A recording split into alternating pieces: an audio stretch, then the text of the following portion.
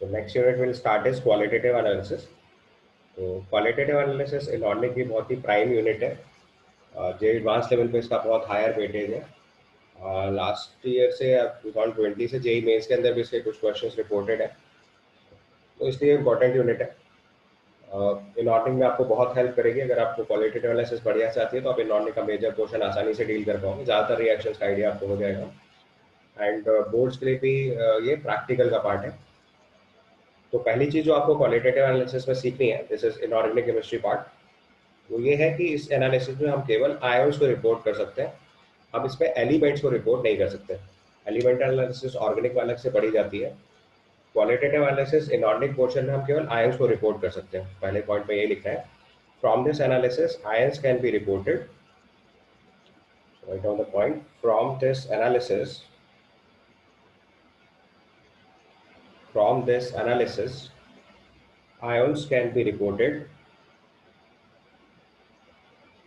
ions can be reported, which is referred as radicals. Ions can be reported which are referred as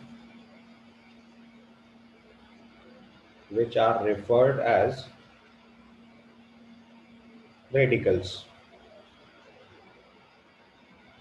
qualitative analysis में जिन ions को हम test करते हैं उनके लिए यहाँ पे टर्म यूज किया जाता है रेडिकल्स। ठीक है। अब जो रेडिकल्स है वो बेसिकली दो तरीके के होते हैं। एक को हम लोग बोलते हैं एसिडिक रेडिकल और एक को बोलते हैं basic radicals. So basically radicals are of two types.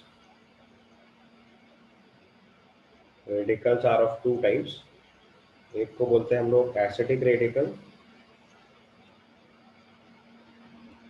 और दूसरे को बोलते हैं बेसिक रेडिकल।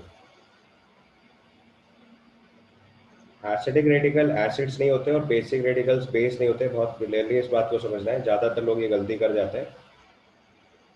एसिडिक रेडिकल उस रेडिकल को बोलते हैं जो एसिड का काउंटर आयन होता है। एसिड में एक आयन तो H+ होगा, जो दूसरा आयन प्रेजेंट होता है उसको हम लोग बोलते हैं acidic radical.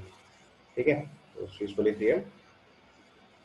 Those ions which are furnished by acids are acidic radicals। तो एसिडिक रेडिकल के नीचे लिख लो ions furnished by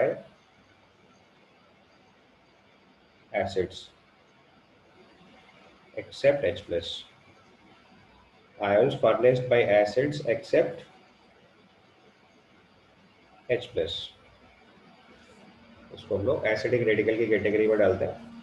एग्जाम्पल्स लिखने हैं अगर इस बात के, तो जैसे HCl से क्लोराइड आयन, HBr से ब्रोमाइड आयन, HNO3 से नाइट्रेट आयन, H2SO4 से सल्फेट आयन, ऑक्जेलिक एसिड से C2O4 2- आयन एक्सेट्रा। ये सब हमारे एसिडिक रेडिकल की कैटेगरी है। बेसिक रेडिकल्स वो आयंस होते हैं जो बेस से फर्निश्ड होता है। तो बेसिक रेडिकल्स में लिख लीजिए ions furnished by bases except OH- ion. और इस कैटेगरी में एग्जांपल्स लिखेंगे, तो जैसे Na से Na+ ले लीजिए आप। इस कैटेगरी के एग्जांपल्स लिखेंगे तो Na जैसे बेस है उसमें से Na+ ले लिया, फेरिक हाइड्रोक्साइड में से Fe3+ ले लिया, कॉपर हाइड्रोक्साइड में से कॉपर 2+ ले लिया, सिल्वर हाइड्रोक्साइड में से सिल्वर ले लिया Ag+, है ना। उसके बाद जैसे कैल्शियम हाइड्रोक्साइड से कैल्शियम ले लिया। ये सब हमारे बेसिक रेडिकल की कैटेगरी होगी। तो ऐसे रेडिकल्स जो एसिड से फर्निश्ड होते हैं उनको एसिडिक रेडिकल बोलते हैं, और ऐसे रेडिकल्स जो बेस से फर्निश्ड होते हैं उनको बेसिक रेडिकल्स बोलते हैं। ठीक है। अब इस एनालिसिस में हम सबसे पहले एसिडिक रेडिकल्स की स्टडी करते हैं। आप लोगों ने लैब में प्रैक्टिकल्स किए होंगे, तो यू हैव नोटिस कि हम पहले एसिडिक रेडिकल आइडेंटिफाई करते हैं, और एक बार एसिडिक रेडिकल रिपोर्ट कर देते हैं तो फिर बेसिक रेडिकल आइडेंटिफाई करना स्टार्ट करते हैं। ओके। तो एसिडिक रेडिकल्स को हम लोग 3 ग्रुप्स में क्लासीफाई करते हैं, group 1, group 2 and group 3। Group 1 को डाइल्यूट H2SO4 से टेस्ट करते हैं, ग्रुप 2 को कॉन्सेंट्रेटेड H2SO4 से ट्रीट करते हैं, और ग्रुप 3 जो है वो स्पेशल ग्रुप होता है। ठीक है। तो ग्रुप 1 में अगर हम लोग सबसे पहले एसिडिक रेडिकल्स लिखें, तो इस कैटेगरी में पहले मैं वो केस लिख रहा हूँ जो सबसे कॉमन है, जिन पे एग्जाम में आने की प्रॉबिलिटी हायर है, ऑल्दो उसमें बहुत सारे रेडिकल्स होते हैं। तो मैं पहले प्राइमरी वो ग्रुप्स लिख रहा हूँ जिनको हमें एग्जाम की प्रायोरिटी से समझना है। फिर अगर आप चाहोगे तो कुछ और रेडिकल्स बाद में ऐड कर दूंगा। इसमें देखो सबसे पहले हम लोग टैकल करते हैं कार्बोनेट आयन, ठीक है। तो इस कैटेगरी में carbonate ion, sulphide ion, sulphide ion, nitride ion और एसीटेट आयन, ये सबसे पहले कॉमन केसेस हैं जिन पे ज़्यादातर केसेस पे क्वेश्चंस आते हैं। तो carbonate, sulphide, sulphide, nitride, acetate. अब इसमें अगर आपको और ऐड करना है तो इसमें बेसिकली हम लोग थायोसल्फेट, साइनाइड और बाइकार्बोनेट और ऐड कर लेते हैं। मतलब ये 5 तो प्राइम है, मतलब ये तो डेफिनेटली मालूम होने चाहिए। मैं आपको इसलिए बताता चल रहा हूँ क्योंकि उसको लर्न करना है। तो मैं पहले वो केस बता रहा हूँ कि बेयर मिनिमम कितना लर्न कर लेना है। बाकी अगर बिल्कुल एडवांस लेवल तक हर क्वेश्चन टैकल करने के लिए केस में मतलब थोड़ा मार्जिन एक्स्ट्रा लेके चलना चाहता हूँ तो आगे वाले केस भी लिखे देता हूँ। बट ये 5 डेफिनेटली मालूम होने चाहिए क्योंकि इन पे क्वेश्चन की प्रोबेबिलिटी हायर होती है, ठीक है। या बेटर रूप से आपके बोर्ड सिलेबस से यही ज़्यादा रेलिवेंट होते हैं। बाकी क्वालिटेटिव एनालिसिस तो हायर लेवल पे भी चलती है, तो उसके बेसिस पे अगर हम आगे के रेडिकल्स ऐड करूँ तो अदर देन दीज 5 हम इस लिस्ट में बाइकार्बोनेट ऐड कर सकते हैं। बाइकार्बोनेट के बाद थायोसल्फेट ऐड कर सकते हैं, H2O3 2 माइनस, ठीक है। इसके बाद हम इसमें साइनाइड और ऐड कर सकते हैं। ये 3 रेडिकल मैंने एक्स्ट्रा ऐड कर दिए जिसमें हम लोगों को बाइकार्बोनेट, थायोसल्फेट और साइनाइड इंक्लूड कर लेना है। तो group 3 radicals are sulphate, chloride, borate and phosphate. Group 2 में हो गया chloride, bromide, iodide, nitrate and oxide. और ग्रुप 1 में carbonate, sulphide, sulphide, nitrite, acetate, ये 5 इंपॉर्टेंट है। उसके बाद आप अगर नेक्स्ट लेवल पे सीखना चाहते हैं तो साइनाइड, बाइकार्बोनेट एंड थायोसल्फेट भी यूज कर सकते हैं यहाँ पे। अब इसको हम लोग बिल्कुल वैसे ही लिखेंगे जैसे लैब मैनुअल में लिखा जाता है ताकि आपको याद करना थोड़ा कन्वीनियंट रहे। तो ग्रुप 1 का टेस्ट अगर हम स्टार्ट कर रहे हैं तो उसमें सबसे पहले हमने सॉल्ट लिया। सॉल्ट में हमने डाइल्यूट H2SO4 या फिर डाइल्यूट HCl भी ऐड कर सकते हैं, डिपेंड करता है क्वेश्चन के ऊपर। प्रेफरेंशियली डाइल्यूट H2SO4 यूज किया जाता है। अदरवाइज हमें चूंकि क्वेश्चन भी डील करना पड़ सकता है तो वहाँ पे अगर डाइल्यूट HCl भी लिखा हुआ तो भी चलेगा। और उसके बाद के रिजल्ट्स हम लोग लिखना स्टार्ट करते हैं। तो आपके पास जो भी सॉल्ट दिया है उसमें आपने डाइल्यूट H2SO4 या डाइल्यूट HCl ऐड किया और फिर जो ऑब्जर्वेशन आते हैं उनके बेसिस पे हम डिसाइड करते हैं कि वो कौन सा रेडिकल है। तो ग्रुप 1 अगर है तो उसका मतलब डाइल्यूट H2SO4 डालने के बाद कोई ना कोई ऑब्जर्वेशन आएगा। अगर डाइल्यूट H2SO4 या डाइल्यूट HCl ऐड करने के बाद आपको कोई ऑब्जर्वेशन नहीं मिला रेडिकल के साथ, it means group 1 is absent. तो फिर हम इनमें से किसी भी रेडिकल को चेक नहीं करते, हम सीधे ग्रुप 2 पे शिफ्ट कर जाते हैं। डाइल्यूट कॉन्सेंट्रेटेड H2SO4 डालने के बाद अगर कोई ऑब्जर्वेशन आएगा तो ग्रुप 2 होगा, और कोई ऑब्जर्वेशन नहीं आएगा तो हम ग्रुप 3 पे शिफ्ट कर जाएंगे। तो दिस आर प्रिलिमिनरी टेस्ट। सबसे पहले हम डाइल्यूट एसिड या कॉन्सेंट्रेटेड एसिड से डिसाइड करते हैं कि किस ग्रुप का रेडिकल है, फिर हम एक एक ग्रुप रेडिकल की प्रॉपर टेस्टिंग स्टार्ट करते हैं, ठीक है। तो हमने क्या करा कि सॉल्ट में डाइल्यूट H2SO4 ऐड करा या डाइल्यूट HCl ऐड करा, और आपको पहले ऑब्जर्वेशन में अगर brisk effervescences of colourless orderless gas observe हुआ, यहाँ पे जो कलरलेस ऑर्डरलेस गैस है वो कार्बन डाइऑक्साइड है, तो हम उसको कार्बोनेट आयन मे बी की कैटेगरी में डाल सकते हैं। ब्रिस्क एफरवेंसेस का मतलब समझ गए ना, बबल्स के साथ गैस बाहर निकल रही होगी, जैसे सोडा बॉटल या कोक बॉटल ओपन करने के बाद गैस बाहर निकलती है, बिल्कुल वैसे ही आपको यहाँ पे फील आएगा। अगर ये ऑब्जर्वेशन नहीं आया तो इसका मतलब कार्बोनेट आयन नहीं है, then we go for another observation. तो दूसरे ऑब्जर्वेशन में लिखो a gas with burning sulfur smell, a gas with burning sulfur smell, a gas with burning sulfur smell is observed.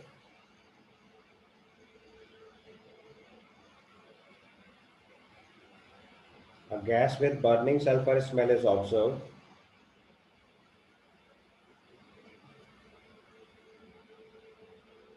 ठीक है, तो ये हमारा सल्फाइड आयन हो सकता है, SO3 2 माइनस में भी।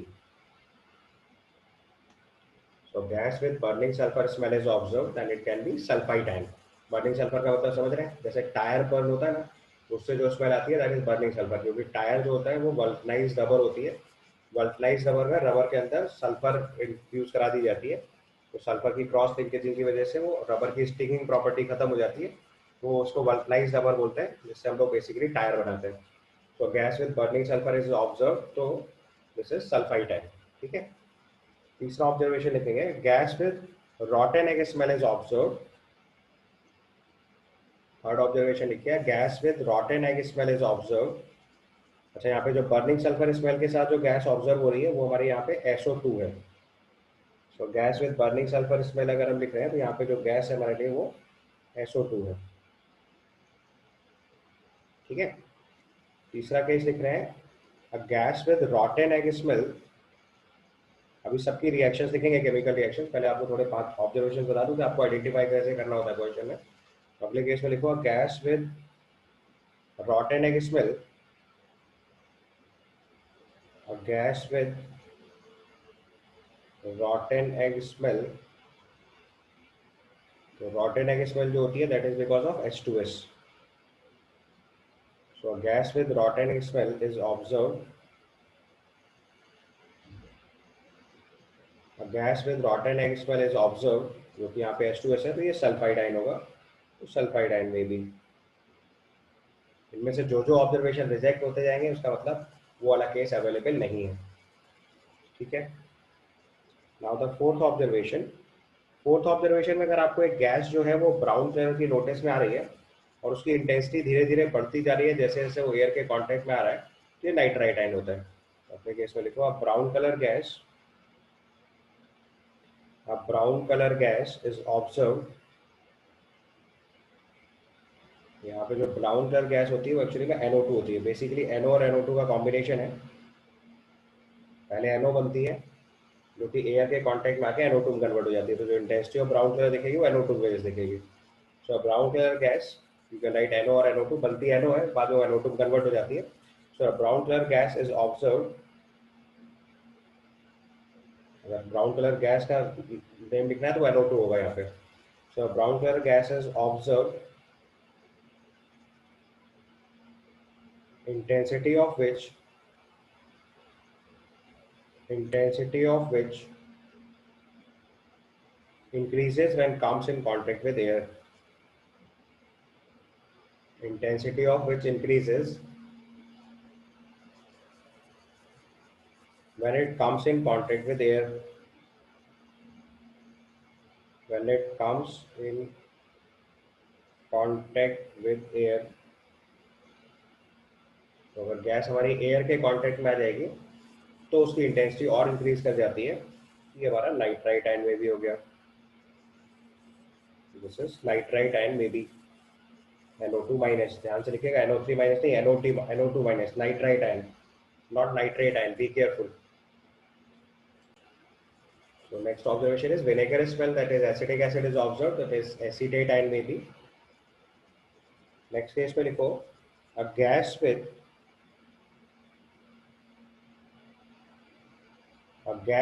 odor remnant of bitter almonds,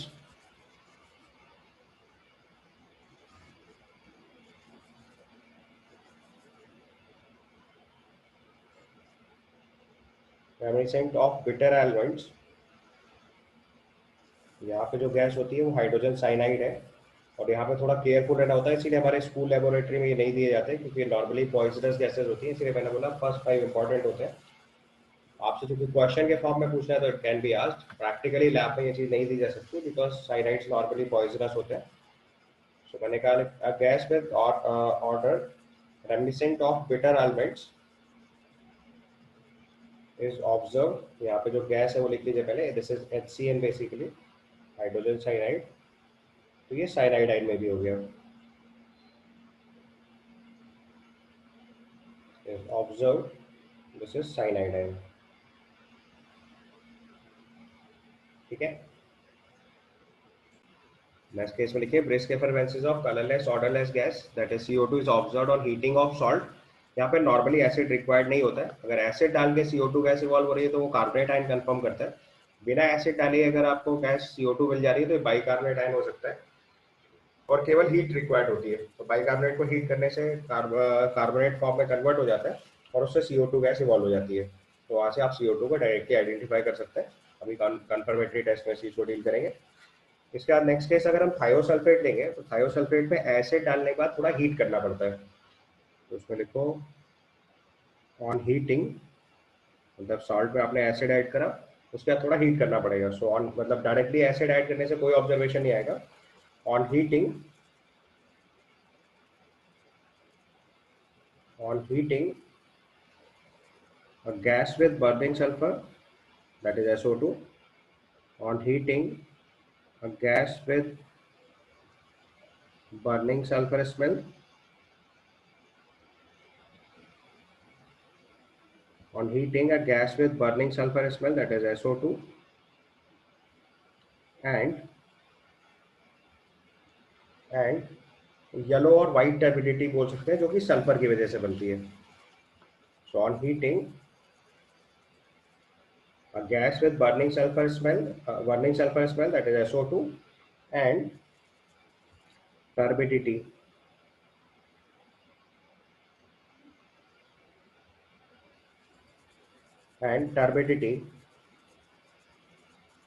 is observed.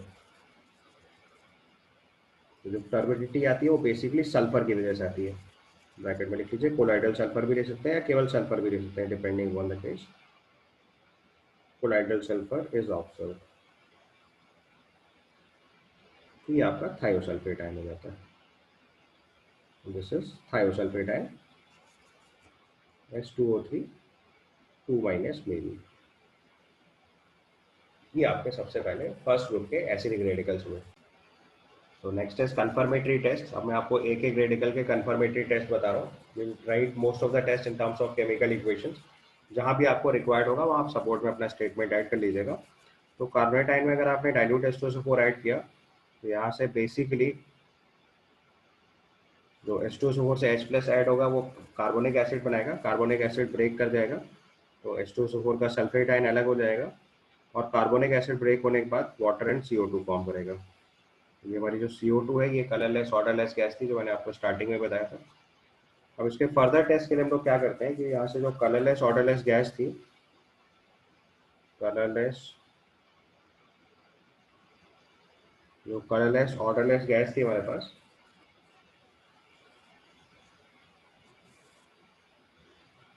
इसको पास करते हैं लाइम वाटर में. लाइम वाटर में पास करने से इसका कलर जो है वो मिल्की हो जाता है. ये ऑब्जर्वेशन है.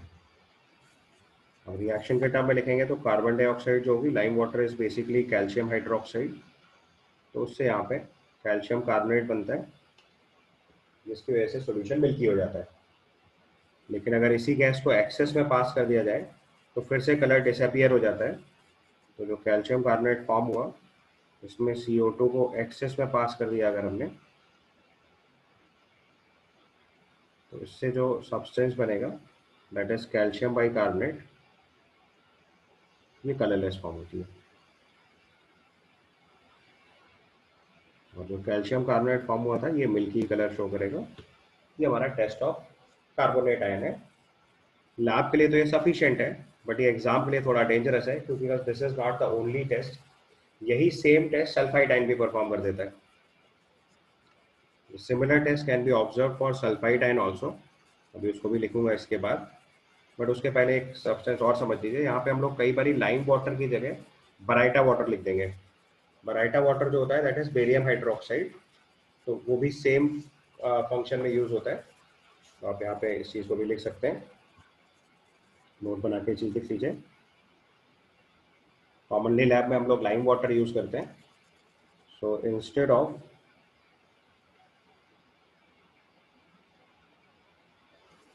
ऑफ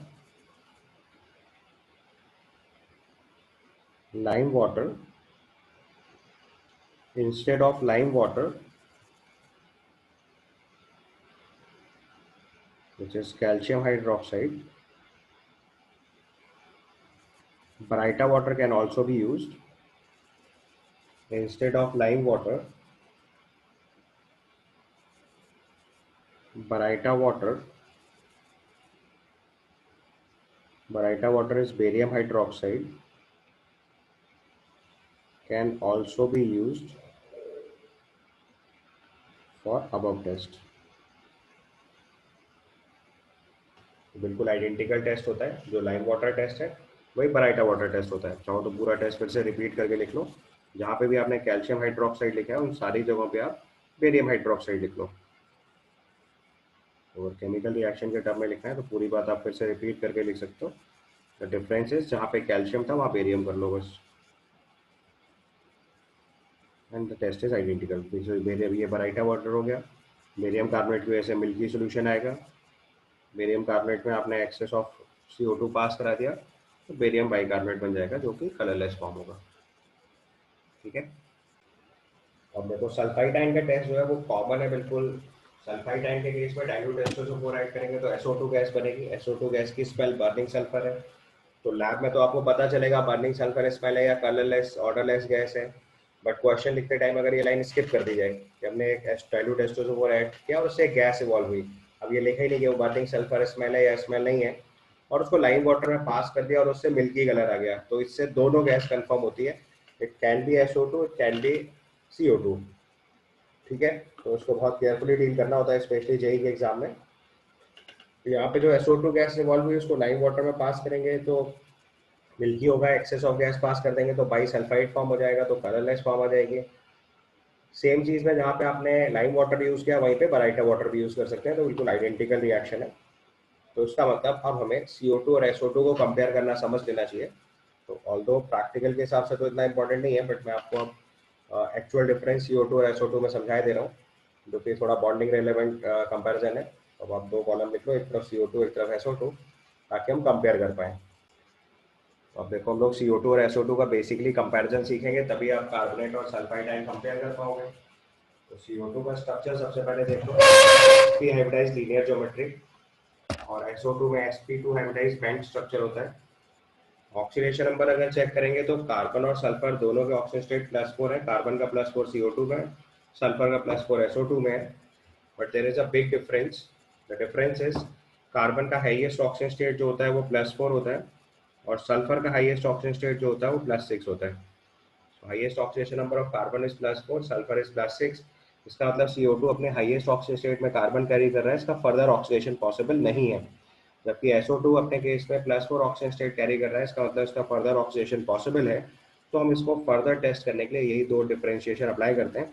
अगर आप KMnO4 में, which is an oxidising agent, acidic medium के साथ CO2 ऐड कर दो तो लो रिएक्शन होती है, क्योंकि carbon dioxide already highest oxygen state में है, यहाँ फर्दर रिएक्शन पॉसिबल नहीं है, और KMnO4 का जो पिंक कलर है वो मेंटेन रहता है।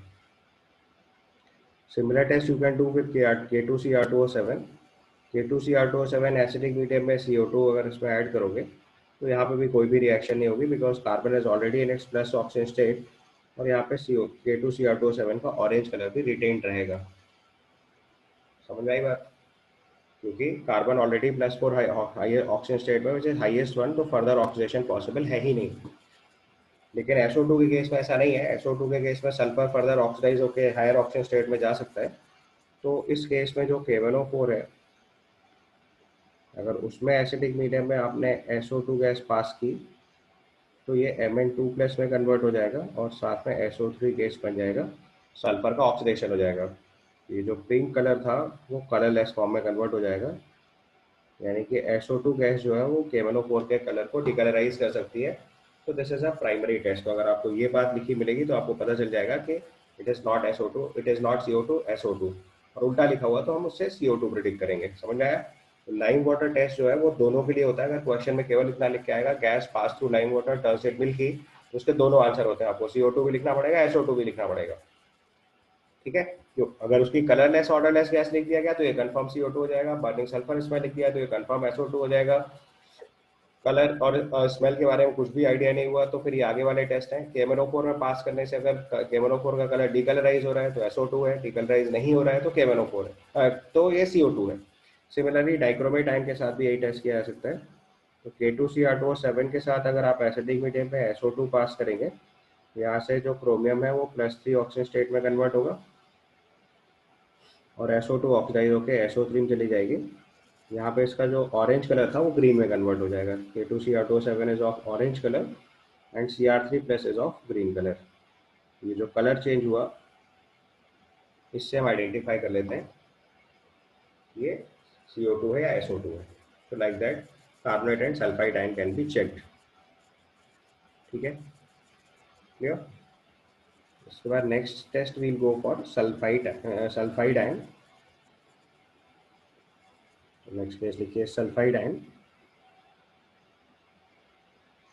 तो तो सल्फाइड आयन के केस में देखो क्या था कि अगर आपने डाइल्यूट H2SO4 ऐड किया था इसमें, तो इससे जो गैस इवॉल्व हुई थी वो थी H2S। H2S की स्मेल रॉटन एग थी। तो यहाँ पे जो H2S गैस है इसकी स्मेल होती है रॉटन एग स्मेल, जो मैंने आपको पहले ही वो में बता रखा है। यहाँ पे रॉटन एग स्मेल जो आ रही है वो H2S की वजह से है। अब इसका कंफर्मेटरी टेस्ट अगर पास करना होता है तो ये जो H2S गैस है इसको हम लोग पास करते हैं filter paper dipped in lead acetate. तो यहाँ पे अगले टर्म में लिख लो rotten egg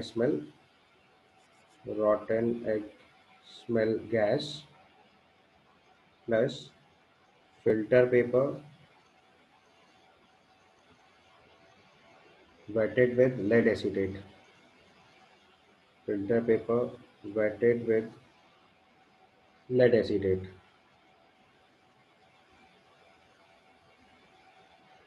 filter paper wetted with lead acetate, तो उस पर ब्लैक स्ट्रेन्स आ जाएंगे।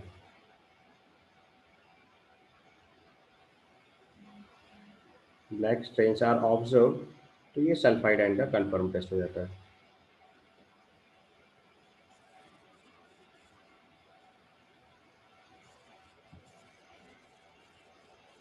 तो ब्लैक स्ट्रेन्स आर ऑब्जर्व, तो ये टेस्ट ऑफ सल्फाइड आयन हो जाता है। रिएक्शन के टर्म में लिखना है तो H2S की रिएक्शन लेड एसीटेट से कराते हैं।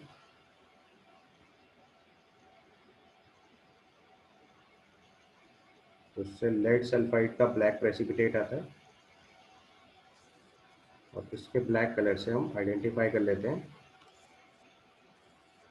कि H2S गैस है। बाकी दोनों कंफर्मेटरी टेस्ट जो मैंने KMnO4 और K2Cr2O7 के लिए किया था, वही दोनों टेस्ट यहाँ पे H2S के साथ भी परफॉर्म कर सकते हैं, बिकॉज H2S में सल्फर का ऑक्सीजन स्टेट -2 है, ये ऑक्सीडाइज होकर फिर से सल्फर 0 ऑक्सीजन स्टेट में जा सकता है। तो those two test are also possible over here.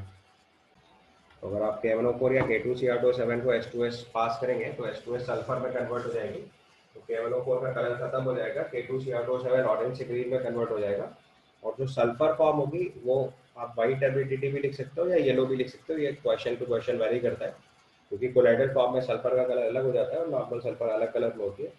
तो you can write yellow, you can write white, जैसा क्वेश्चन में गिवन होगा दोनों ही कंडीशन में उसको सल्फर ही समझ लेना है, तो आप आसानी से आगे वाले टेस्ट तक पहुंच जाओगे। ठीक है, देखो उसका प्रैक्टिकल क्वेश्चन आता है तो वो भी नोट बना के लिख लीजिए। Black strains observed in old white paintings is due to increase level of H2S in atmosphere. Reaction फिर से वही होगी, जितनी भी वाइट पेंटिंग्स थी वो दैट इज, ऑल्दो आजकल वाइट पेंट तो चेंज हो गया है, बट जितनी पुरानी वाइट पेंटिंग्स थी उनमें वाइट पेंट हम लोग लेड एसीटेट ही यूज करते थे बेसिकली। तो लेड एसीटेट की रिएक्शन इस H2S से होगी और इससे लेड सल्फाइड की वजह से ब्लैक स्ट्रेन्स आने स्टार्ट होते हैं। लेड सल्फाइड फॉर्म हो रहा है, इसकी वजह से ब्लैक स्ट्रेन आएंगे। ठीक है, अब प्रॉब्लम ये है कि अगर हमें इन ब्लैक स्ट्रेन्स को रिमूव करना है तो अब आप सीधे वॉश तो कर नहीं सकते बिकॉज पेंटिंग है, तो हमें उसे केयरफुली डील करना है और हम चाहते हैं कि किसी भी तरीके से पेंटिंग डिस्टर्ब ना हो।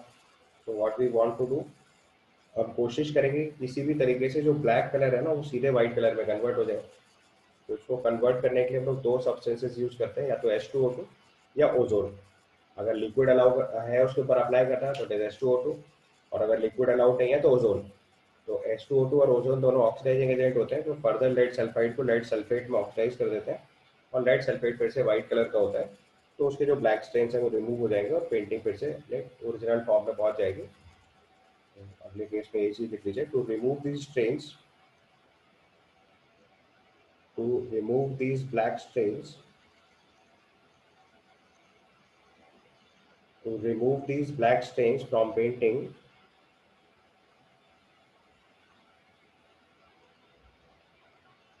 to remove these black stains from painting, we can use either H2O2 or ozone. We can use either H2O2 or ozone, which oxidizes lead sulfide to lead sulfate, and lead sulfate जो है वो white colour का होता है, तो उसका colour फिर से रीस्टोर हो जाएगा और जो भी ब्लैक स्टेन्स है वो रिमूव हो जाएंगे। तो नेक्स्ट टेस्ट है sodium nitrochloride test, this we perform for sulphide and. तो सोडियम सल्फाइड की रिएक्शन अगर सोडियम नाइट्रोक्लोराइड से कराते हैं तो उससे पर्पल कलर जनरेट होता है। ठीक है, और ध्यान रखना है कि यहाँ पे कलरेशन है, be very careful, it's not precipitate. ठीक है, हो गया।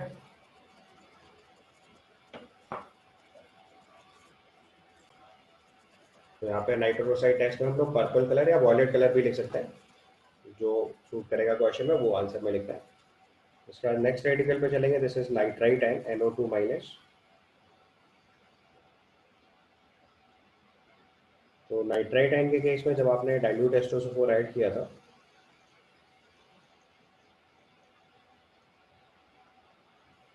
उससे एक्चुअली में पहले NO गैस बनती है, SO4 2 माइनस, और वाटर रिलीज होगा सबसे पहले।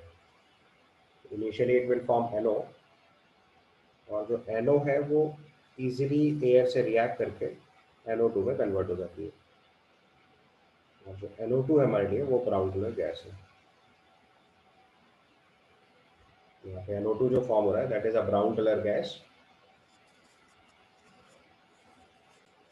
तो अब नाइट्राइट आयन के लिए देखो, जो कंफर्मेटरी टेस्ट होता है उसको हम लोग ब्राउन रिंग टेस्ट बोलते हैं। अगर इसको केयरफुली करा जाता है तो ब्राउन रिंग फॉर्म होती है, और अगर प्रॉपर केयर से आप नहीं इसको कर पा रहे हैं तो ब्राउन रिंग की वजह यहाँ पे ब्राउन प्रेसिपिटेट फॉर्म हो जाता है। ठीक है, समझ गए। डाइल्यूट एसिड के साथ जब ये टेस्ट परफॉर्म करते हैं तो नाइट्राइट आयन के लिए होता है, और कॉन्सेंट्रेटेड एसिड के साथ जब यही टेस्ट परफॉर्म करेंगे तो ये नाइट्रेट आयन का टेस्ट हो जाता है। Test is common. तो उसमें देखो करते हैं क्या हम लोग टेस्ट में, कि सबसे पहले हमने जो नाइट्राइट आयन सोल्यूशन है, उस नाइट्राइट आयन सोल्यूशन में हम लोग फेरस आयन ऐड करते हैं carefully.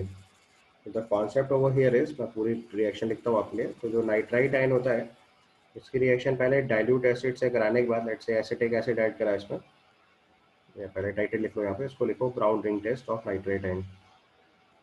So we are writing brown ring test.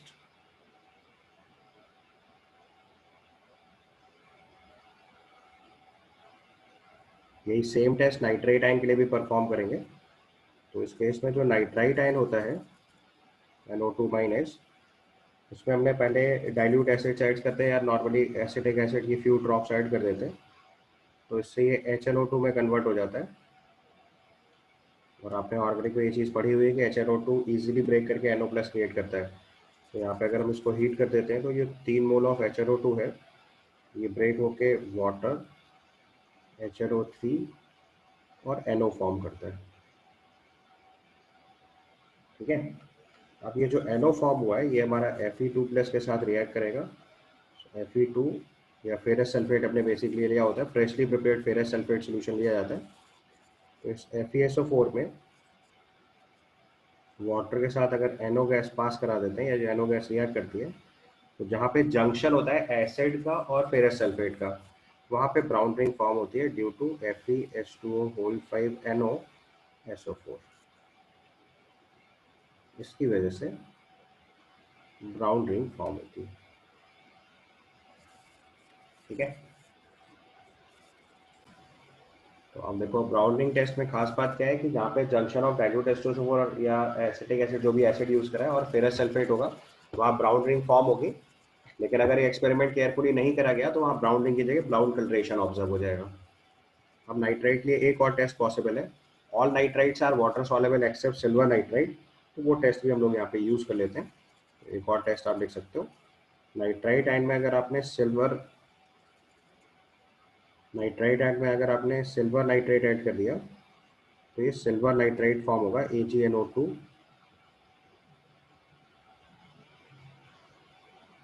और जो सिल्वर नाइट्राइट होता है ये वाइट प्रेसिपिटेट होता है। अब इसको एज अ रिजल्ट याद रख सकते हो। दोनों बातें होती है, सिल्वर के केवल दो ही वाटर सॉल्युबल सॉल्ट होते हैं, एक सिल्वर फ्लोराइड एक सिल्वर नाइट्राइट, वो भी एक क्लू है। या फिर नाइट्राइट का केवल एक ही प्रेसिपिटेट बनता है, that is silver nitrite. All nitrites are water soluble except silver and mercury भी लिख सकते हो। सिल्वर और मरकरी की प्रॉपर्टीज काफी हद तक कॉमन होती है। तो सिल्वर नाइट्राइट का यहाँ पे व्हाइट प्रेसिपिटेट मिलेगा। So this is also confirmatory test for nitrite ion. Clear.